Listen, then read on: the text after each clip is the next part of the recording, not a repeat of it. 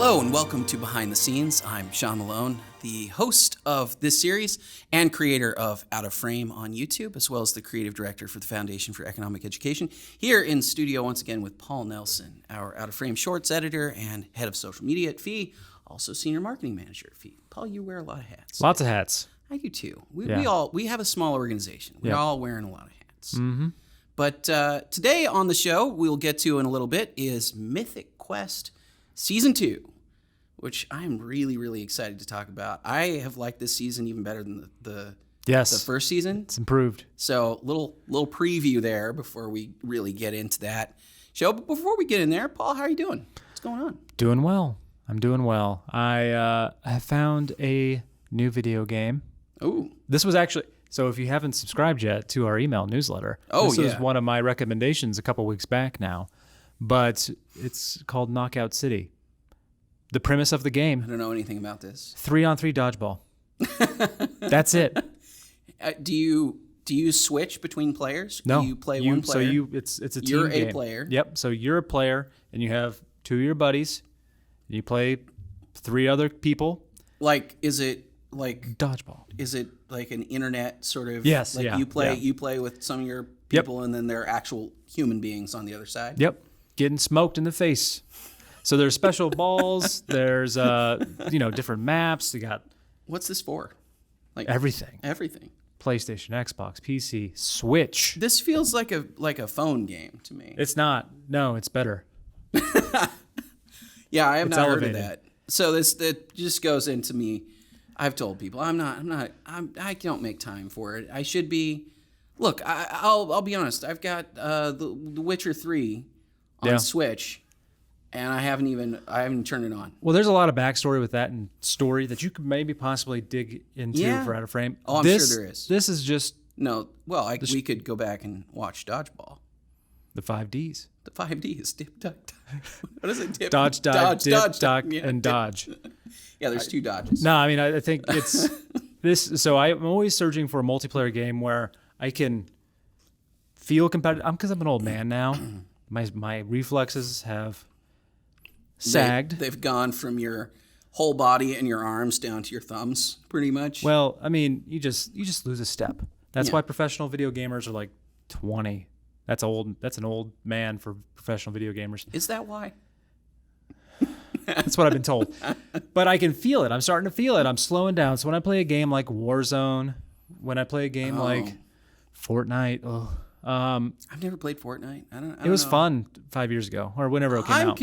I'm a little confused at Fortnite just because it seems like it like there's just always new skins for it, and then it just feels like. But are you actually Wolverine in Fortnite? Do you have claws? Depends. Do you do anything interesting as Wolverine? Yeah, I think it depends on the event they're having. They're having a Rick and Morty event now. I wonder what kind of special powers do you get if you're... Well, really the real question, I was going to say if you're Rick or Morty, but really the question is if you're Morty, he's the hammer. Nothing? He's the hammer. He's just got because there's a harvesting tool and he's just Rick. It's hammer Morty. But so this game, it's an auto aim. Okay. But so you don't have to like sit there and you don't have to be that careful. But there are mechanics where it's easy to pick up, hard to master, and that's what makes this, I think, pretty special. Is that so you can play it. Anybody can pick it up. You can like play it right away. Anybody can pick it up and feel like they're fun. gonna be able to compete. But then if you want to dive in. All right. Well, there's actually a lot to it that you have to do, like team passing plays, homie balls. You can roll up in a ball and get thrown. It is so much fun. We're actually trying to get a fee tournament together for it. So well, all right. I'll be down if we play. That's actually the kind of game that I would probably enjoy playing. We try for the listeners and viewers and whatever, like our team, we try to do like fun outside of work events from time to time. And like, so, recently, well, first we had a poker tournament, and then now we're talking about a couple sharks talking about Among Us, but I don't know anything about that. You had some sharks in it. Oh, yeah, we couldn't do that again. It's no good. No, I hated it. It was terrible. Terrible experience for me because I'm not a very good poker player. Among Us, you 3 people in the imposters, or however many people you have, and they try to sabotage and kill other players, and nobody really knows who it is, and you have to guess, and you vote sus. people off the sus. Okay. So all right. lying to your coworkers. Great team building. Well, I mean, the last one that we did was Cards Against Humanity. True. Which turns out you can play on the internet, which I didn't realize you can could do about anything on the internet these days. It does feel like that. You've got a lot of power to do that kind of thing. But you know what? That's an okay segue. I feel like we're already talking about video games. Look at that. Talking about video games. Someone on accident. I didn't know Paul was going to bring this up. But let's talk about Mythic Quest. Yeah. So Mythic Quest, for those who weren't around for our first episode on season 1, is created by Rob McElhenney and basically the It's Always Sunny in Philadelphia guys and Megan Gantz, and it's about a video game company that makes essentially Warcraft, right? Yeah. It's a big MMORPG, and it's really about Rob McElhenney's character, Ian,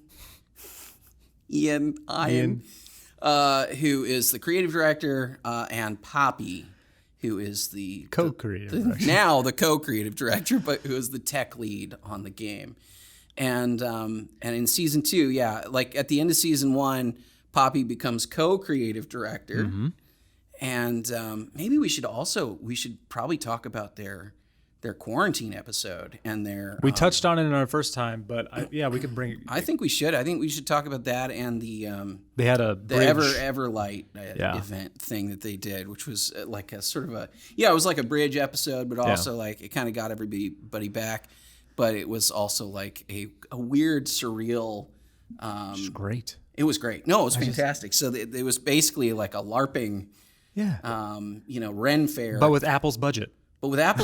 Yeah. And so the show has taken an interesting turn for me a little bit because characters in season 2 are not in a surprising way, but not in a bad way, but like they developed a lot in season 1, and now they're kind of different people than they were at the start of season 1. Ian is a little bit less controlling, a little bit less in control. Becoming more vulnerable. He's becoming a little bit more vulnerable. A lot of that kind of thing happened. Poppy, on the other hand, is becoming more tyrannical, walling herself off, and just being a little bit more awful as a person this season. And then every other character. I mean, we just got an episode. So full disclosure, the season's not quite over yet when we're talking about this. I think 2 or 3 more episodes. I'm going to bet about 3 more. I think we just got done watching the episode Backstory, which is about C.W. Longbottom, which is fantastic, which is phenomenal. We got to talk about Backstory. It's a great episode, but CW's gotten more. More development. Both of the testers, Rachel and Dana have gotten more development. David a little bit. Has gotten Brad. Danny Pudi's character has gotten a ton more development this season. Interesting show. Mm-hmm. And the thing that I think I really wanted to talk about, especially, I want to talk about a lot of it, but I think I really wanted to talk about there's a scene in one of the episodes where Rachel, who is a game tester,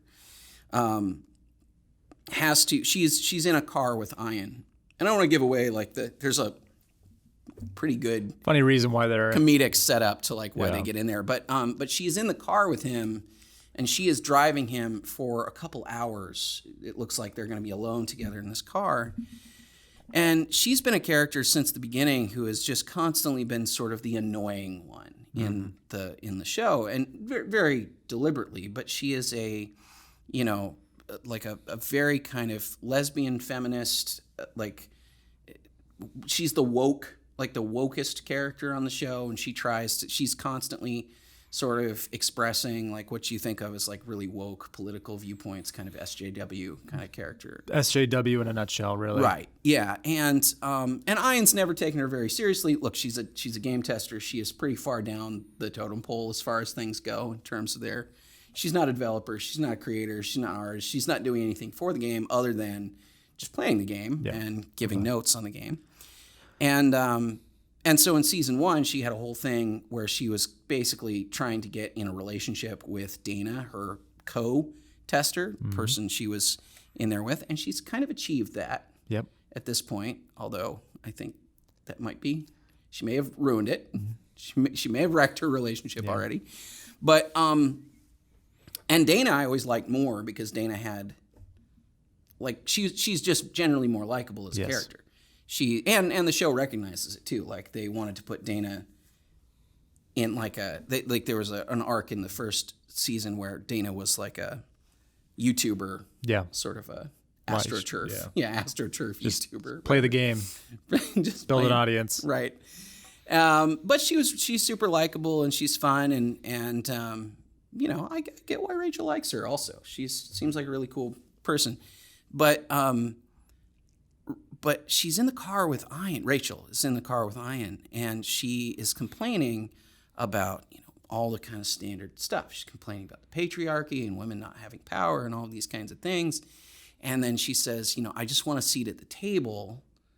And Ian says, okay. What does that mean? What does that mean? And she doesn't have an answer for him. And then he tells her a story about when he was just first starting out, he ended up in an elevator. When he was a tester, he ended up in an elevator with the president of the company that he was working for, or the creative director of the company that he was working for. I don't remember which. And he pitched him stuff. He had stuff that he wanted to do, and he pitched game ideas. And as he told the story, he said, like, it didn't really materialize anything. It wasn't like he went from that elevator pitch meeting to creative director. He just went back to being a tester. But because he pitched some stuff, the people in charge saw something in him, and he started advancing his way up because he had ideas and he had something that he wanted to pitch. And Rachel then, again, in the car with Ian for a couple hours, captive audience, is like, well, I'll never have that kind of opportunity. Yeah. And Ian just loses it. He's like, you're in the elevator. This is your opportunity right now. This is your opportunity. This is it. This is your moment. What do you want? Anything. What do you want? And she has no idea. She just freezes. She just loses it. And it's like, it made me, and it's funny because, like, I don't, she's not a likable character a lot of the time, right? A lot of which is because of the sort of the shoehorning politics into every interaction that she has.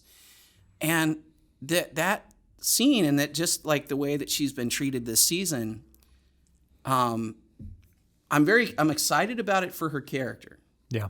Because I think it's going to create a lot of growth. Mm-hmm. But also I almost feel bad for her because she's kind of been beaten up on this season. But it was also like it was so well handled because Ian was exactly right. She wants a seat at the table, but has no ideas. Mm-hmm. So the question is like, what do you want? And I love that scene because it just felt like something that like really is worth talking about in general. Like there's a lot of people, and it's not just the SJW folks. Right. Like, there's a lot of people out there who like. I can think of a lot of people on the right. Absolutely. Same exact thing.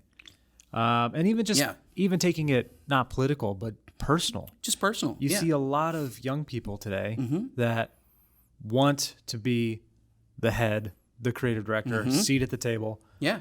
But don't know how to get there, or don't want to put in the work to get there and expect it to be handed to them. And who weirdly think that it was handed to the people who are there now. Right. Which is like it's a strange assumption. Right. Like if you've been in the working world for a while, there's not a lot of people out there for whom those kinds of roles are just handed to them. I mean, it happens, but like not very often. Not often. And also like when you really start looking at, you see this all the time with entrepreneurs and a lot of famous people, even famous musicians, actors, and stuff like that, where you go, man, that guy just came out of nowhere. That company blew up overnight. And then when you look into it, you go, oh no, that person grinded away for 10 years. 15, 3 other businesses failed. Yeah. I mean, I always think about like Bryan Cranston or somebody like that who just emerged suddenly. Here's Bryan Cranston. You go, no, Bryan Cranston So Malcolm in the Middle for 8 Well, he's years. a Malcolm, but even before Malcolm in the Middle, he spent 20 years Yeah. in the business, grinding away, just, kind of in obscurity, right? So it's interesting because people really do shortcut that stuff, and they're just like, if only I had the power. Right. But then they don't know what to do with it, and they don't know how to earn it, which is an odd. It's weird. It's an odd expectation. And I particularly liked it because it juxtaposed it with Dana's character, Yeah. who is a woman and a woman of color who they talk about this on the show. Yeah. She feels like she has to work twice as hard even as Rachel. And Rachel was taken back by that comment, but Dana's getting knows what she wants. Yeah. And is putting herself into situations that are not very healthy with Poppy. No, and I think that's going to come to a head pretty soon. But she's actually taking steps to make her dreams become a reality. Yeah. And it's just so different. And it's not taking the politics out of it, just the two personalities. You see the two dynamics that you can take as a young person playing out. Dana has goals. And she didn't originally. This is the other interesting thing. It's the thing that I'm really loving about the show, to be honest, and what I enjoyed about season 1, but I'm really enjoying about season 2, is that character, and I feel like this might just be a shift in the way that people are writing stuff, because historically, like if you had a sitcom, which this is fundamentally a sitcom, it's more in the vein of Community or, The Office than it is in the vein of Friends. But the thing that's aggravating about the sitcom format most of the time is the stagnancy of everything. It's just these characters are these archetypal people, and they never grow. They never change. Interesting things can happen to them, and life-altering things can happen to them, and it doesn't matter. Ross is still Ross. Rachel's still Rachel. It does, they have growth. Yeah, barely.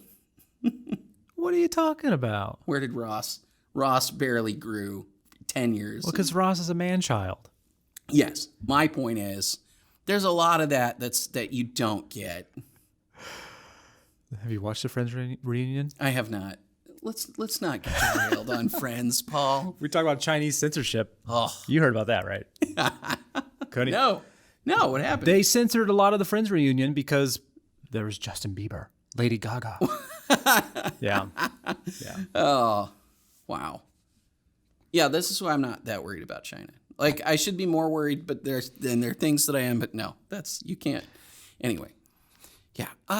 But characters in one season grew significantly, changed significantly in Mythic Quest, and now there's fallout from their changes in season 1 that is carrying over into season 2, and they're different people. Dana was not sure who she was. She wasn't sure who she wanted to be, what she wanted to do.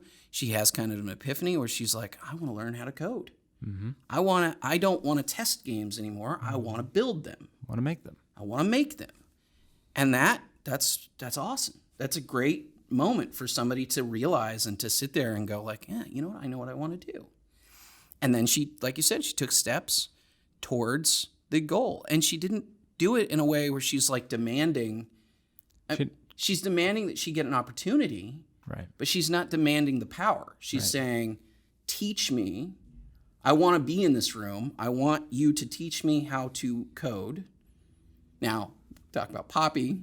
Poppy's failures as a manager, that's a whole other issue at this point. But Dana actually is out there putting herself there, to learn skills that will move her towards her goals, right? Rachel still complaining. All right. And she's been beat up on this entire season, rightly so, I think, in a lot of ways. And I think that's just come to a real important moment for her, because she then, when she finally gets out of the car and, she gets to where they're going with Ian, and she still doesn't have an answer by the time she gets out of the car. That's a wake-up call for her, You hope so. Well, and I think it will be. Yeah. I mean, I think the show wants all. One of the things I kind of like about it in general is it feels like the writers love all of the characters, because all of the characters get funny moments, they get great beats, they get good development, but they also there's a lot of sympathy for like all of the characters too. So like Rachel is annoying, but she's not the annoying one. No. She's not like the person on the show that's there to be annoying. Like, and I think that she can grow and become more interesting. And she probably won't lose the political, that side of things. It's a major part of the personality they've established. I wouldn't imagine it goes anywhere, but it's cool to see, like a wake-up call kind of moment or an epiphany moment will probably have an effect. I think the same thing kind of happened with Poppy in last season, and now Poppy is being horrible. Right. Because Poppy was like, I want the power. She did that too. She's like, I want to be on equal footing with Ian. I want to have equal say in how we run the game. And then her response to having that kind of power has been abusive. Mm-hmm. She's over her head. She is over her head. But yeah, but then, obviously that's going to have consequences. Yeah. No, it's a great show, great series. And the latest episode at the time of recording was, we touched on earlier, backstory. So it seems to be a common theme on this show now. There's 2 seasons in a row where they go back in time with a totally different cast. It's not the same cast. Last season, it was to the mid-90s about a game that did not really affect Mythic Quest really at all, other than Ian played it. But I love that episode. But it just developed the world. Yeah. It tied in emotionally with what Ian and Poppy were going through. But this latest... Well, and it was the development of their parent company. Yes. Right. Yes. Yeah. And so this one was about C.W. Longbottom and his first job when he got to Los Angeles from Iowa. Yeah. And... Which, I got to say, Paul being from Kansas and me being from Nebraska originally, I think, I imagine you and I probably have a little bit of sense of like what it's like to be in a big city coming from one of those kinds of places. Yeah. And CW, his way of dealing with that is to create a character, like a sort of a fake upscale sort intellectual, erudite kind of persona around himself, and it's such a like, it's so clearly a put on, right? Like, it's so clearly like him adopting affectations and like speaking in a certain way and using Los Angeles and just very like, it's fake. Yeah. And it's fake. And like, he is trying so hard to fool people into thinking that he is, he's just this very, worldly experienced person, I think, as a reaction to the idea that he's just like a kid from Iowa. Right. And I get that though, because I went to New York City. The funny thing is, I didn't get this a lot when I was in New York. I was in graduate school in New York. But when I moved to Los Angeles, from New York, effectively, from New York City, and then I would tell people, where are you originally from? I'd be like, Nebraska. Like, oh, turnip truck. Right. Well, first of all, turnips. What are you talking about? But secondly, like... Right. No, man, I just came here from New York City. And also, like, even before that, I had traveled fairly extensively. I actually was... probably had seen a lot more of the country than a lot of the people in California who were talking to me. But that attitude was very pervasive, Yeah. I imagine when you moved to D.C., it's probably very similar. Yeah, no. So what part of Kansas? Yeah. I tell them, like, oh, well, I think I have like a third cousin in Kansas City. Okay. Oh, okay, cool. You probably knew him.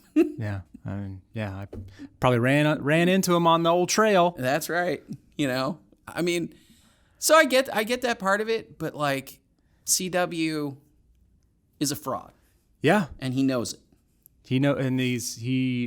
So throughout the episode. So I just want to talk about in general. Yeah. Just so this show is surprising to me, and I guess Apple just in general. This is my top 2. I think Ted Lasso is still number 1. We'll see how season 2 goes. Ted Lasso's great. For the last year. But we will see about season. I just saw season 2 promo for Ted Lasso. It's coming. So I'm excited about that. But how well this show is acted, directed, written. It is the best comedy, I think. Well, I guess it's. You're saying Ted Lasso? It's up there. Look, it's way up there. I'm also surprised by that because I think also Apple has experimented a lot. Like looking at Apple's original series, they're all over the place. Yeah. I think we talked about this before. Like they are. I mean, there's weird dramas and thrillers and like whatever, but there's only like one of each, so there's not a huge catalog. It's not a huge catalog yet, and they're all over the place. So, I mean, I don't know if that's something that Apple's going to stick with or Apple's going to settle in to something where, like we're making comedies that like nobody else is making and these are really working. Yeah. And that might happen, right? They might become... We need funny stuff. We do need funny stuff. I think this feels a lot like... So I've also, because my wife really likes Mythic Quest and we've really enjoyed Mythic Quest, I've been able to convince her to go back and rewatch It's Always Sunny. So we started from the beginning. Yeah. The gang gets racist. That's right. The gang gets racist. Literally episode 1. I mean, every episode in season 1 and 2, frankly, because we're a ways in now, but like season 1 and season 2, especially not many people could do it. I would say you can't make it today, except for I think Rob McElhaney's kind of doing it with Mythic Quest. Yeah, it's not so... It's not as... Well, the characters aren't as dumb, yeah. First of all. Like, the gang in It's Always Sunny... Dumb. Real dumb. Yeah. Like, they are dumb people. The welfare store. They're incredibly dumb. And by the time Danny DeVito shows up, he's not a positive influence. No, not at all. So it's all dumb and greed and base instincts and just stupidity all the way down. But it's also it pulls no punches of any kind on comedy, and they're doing all kinds of stuff with that it'd be really hard to make today. But then I think Apple has given Rob McElhaney more money and production value, and he's talking about a lot of the same themes. It's a lot of the same. I mean, you don't hear very often in today's culture when he gets out of the car with Rachel, and he said, "Stop blaming all your problems on white men." Yeah, flat out. And I'm just like, wait, what? Yeah, flat out says that. And they talk about some very sensitive things in the very next episode. Things with that even HR. The HR episode. I've told Paul this a bunch of times, and I'll say this here: Carol's my favorite. I think she's my favorite character on the show. So exasperated because she is the only sane human being in the entire company, and all she wants is just a peaceful. She half the time it's just she just wants to go home. Yeah, and she is beset by every idiot in this entire organization. And it's not if it's Rachel coming in and talking to her about how she can hit on her coworker, right. and she's like, no, that it's sexual harassment. You can't, if Dana doesn't want it, no, don't do that. Also, this is not a conversation that you have with me. You need to talk to a friend. Yeah.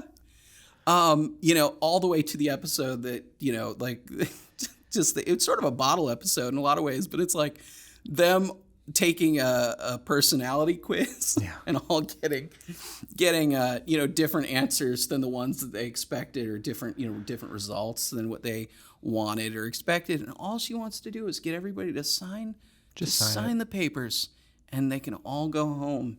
But until they sign the papers, she can't go home. So it's just her sitting there in between all of these stupid, petty little squabbles, David's lone wolf and Brad not being a shark. It's a mouse. It's every aspect of that is just hysterical to me. And also on that note, Brad, Danny Pudi's character is we've met his brother this season. Sort of, he was always the one who was the most ruthless character on the show, and now you're getting maybe he's not, maybe he's actually got a little bit of a soft spot or whatever. But I don't know, man. It's just they're really developing everybody. It's really good in really good ways. No, it's a great show. I highly recommend watching it. I mean, it's hard.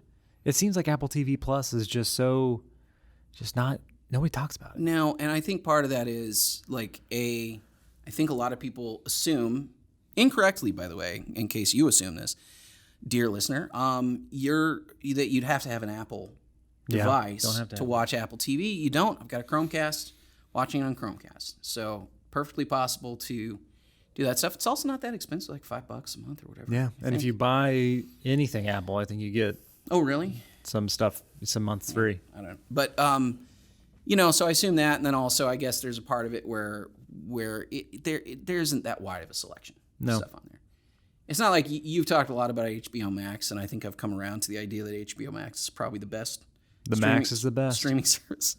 Paul's gonna make the Max thing stick. Then they're gonna change the name. Speaking of total tangent, but like Netflix brought back you remember the Netflix Max, the recommendation system? Oh gosh, what a blast from the past. I know, they brought it back though. There's a recommendation. So now they can recommend me a Netflix show that I don't want to watch. Well, what I've discovered is it's like, scrolling around searching for something, just click here and we'll just play you a random thing or whatever. We'll play you something that we think you'll like. It's different than Netflix Max because Netflix Max was like a little weird game. Right. Where you'd play, where you'd like thumbs up one actor or thumbs down an actor, and then it would spit out a couple choices, like do you like Clint Eastwood, and then it would go, would you rather watch like The Good, Bad, and the Ugly, or would you rather watch like Gran Torino or whatever? You go Gran Torino, and then it would play you something, probably Gran Torino in that case, but like in this case, it just plays you whatever. But what I've discovered is it just plays you like whatever they're pushing. Surprise. So like I'd be like, look at their top 10 and they're like, this is trending today on Netflix. It's like whatever their new show is. And then I go, play me something random. And then it's like, here's that top 10 show that we're trying to push right now. So I don't know that I believe that it is really serving me content. I've been struggling with this lately. Yeah. I kind of hate Netflix. I'm getting there. Although I am watching Full Metal Alchemist Brotherhood on Netflix because Netflix has turned into an anime, super anime heavy. It's cheap platform. To make. Well, and also I think they've got licenses to like tons and tons of stuff. Their UI has always sucked, still sucks. Yeah, you'd think that would have gotten better. Their shows have just gone downhill. We've talked about this with Army of the Dead episode. I know, and I just put out an episode of Out of Frame on Jupiter's Legacy, and I'm bummed out by it because like the show, if you guys watch the episode, it's got fantastic ideas in it. It's a really interesting show.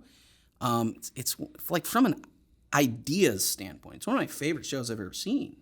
Like no joke, it's like really if you want, which I don't know if I'm like I'm like a an audience of one here on this, but like I like a superhero show that actually deals with like interesting moral questions. Yeah.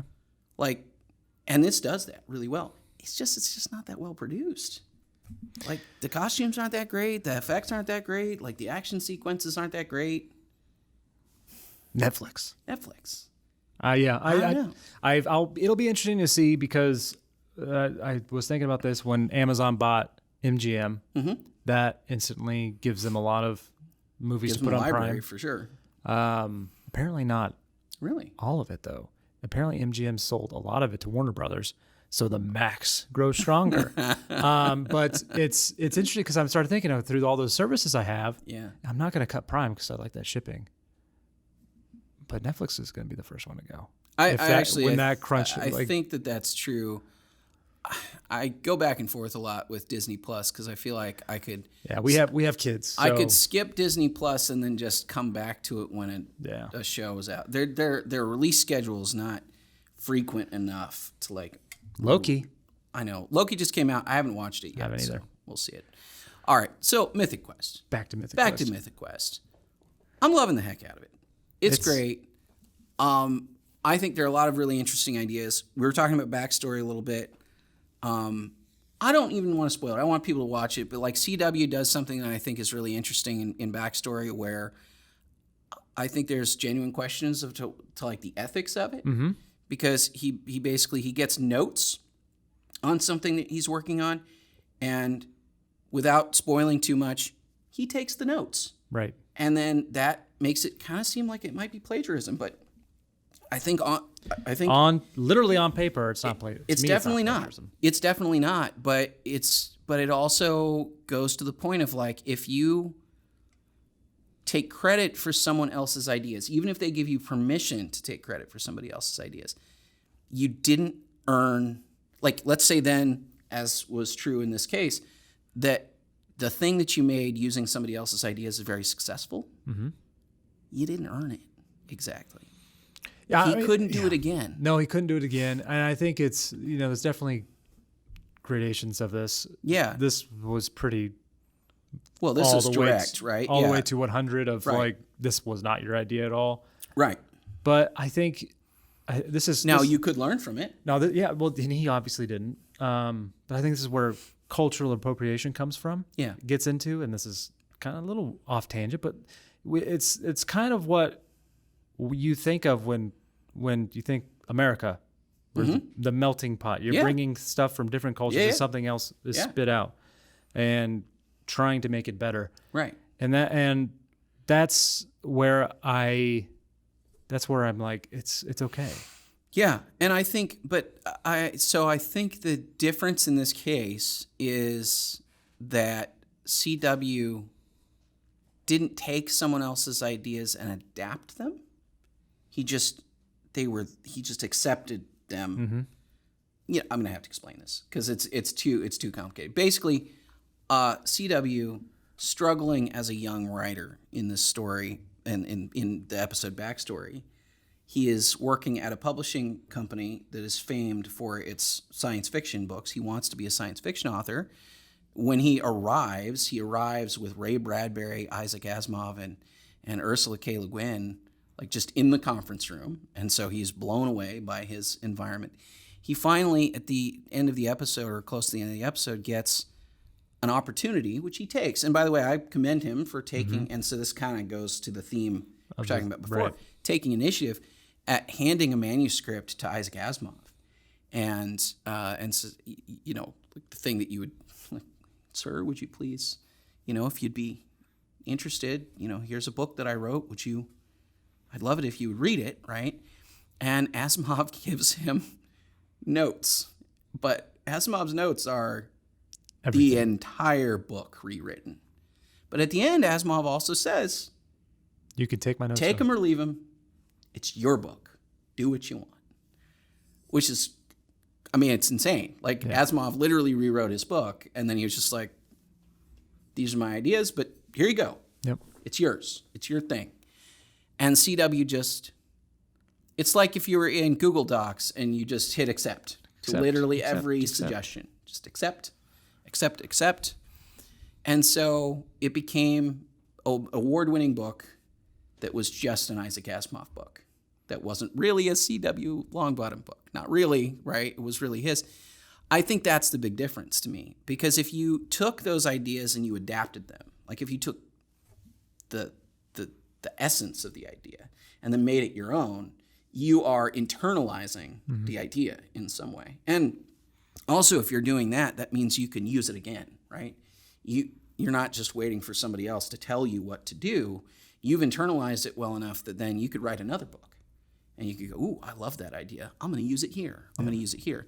I don't think CW did that. Right. And that, I think, is the trick. I think if you internalize an idea, if you adapt it, if you make it into something that is your idea, then you can absolutely take ideas from any source and make them useful to you and to society at large and everything else. And that's where I think the cultural appropriation piece gets into play. Because, if you take, jazz, for example, or hell, let's just talk about like Cajun cuisine, for example. You're looking at some weird, and jazz is like this too. A lot of music of that area is like this too. Some, sort of Scottish, Irish immigrants along with slaves that probably came through the Caribbean. So there's some Caribbean influence, some African influence, some French influence, and some Spanish influence, all coalescing in one place, all borrowing ideas from each other, all appropriating different bits of culture, and you end up with New Orleans and like Cajun cuisine and Cajun music and jazz and everything else, and that's pretty interesting.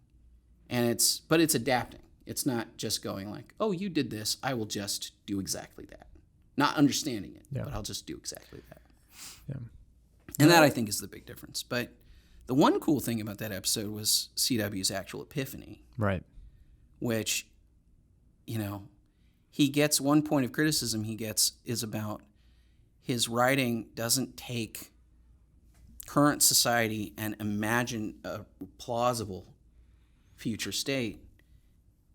It's ridiculous. Absolutely ridiculous what he wrote. But then he's feeling dejected and,